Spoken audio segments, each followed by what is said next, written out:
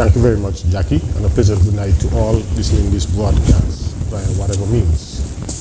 I must begin by saying thank you to the Honourable Prime Minister for affording me the opportunity to share this platform again with him to lend support, law enforcement support, to the efforts to keep our country safe in the context of COVID-19.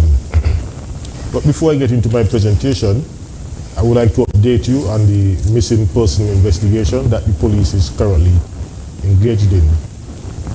On Thursday, 19th October, a missing person report was made at the Stapleton Police Station. Our investigation so far has revealed that the missing person, Jesse Lee, who resides at Limekeel, left his home at about 8 p.m. on November 18th and got into a waiting rental car with another person. He has not been seen since. Several persons were interviewed and a number of joint operations involving officers from the Stapleton, Bastille, Keon police stations, CID, SSU, Drug Unit, and the St. Kitts Nevis Defence Force, as well as family members and friends of Jesse Lee, were conducted. The areas searched include the mountains in St. Peter's, Bearfords, Keon, and the surrounding areas. To date, nothing to help the investigation was found. The searches will continue while we continue to interview persons who may have useful information. I would like to make an appeal to anyone who may have any information that could aid us in this investigation to call the Stapleton Police Station at 465-2418. I want to assure the public that we are not treating this investigation lightly, and we are doing all within our means to bring this matter to a closure. We just ask that you support our efforts and provide assistance, as we cannot do it by ourselves. Now for my presentation. Well, last Wednesday, the chairman of the COVID-19 task force announced that when the new iteration of the emergency powers regulation was published, the provisions for the nightly curfew will be removed from the regulations. And true to form, the new regulations came into effect the following day, on November 18th. These regulations will expire on December 2nd. As promised, the provisions requiring residents to remain at their home during certain hours, as well as the provision requiring businesses to close at midnight, were removed. This was the only provision that was removed at this time.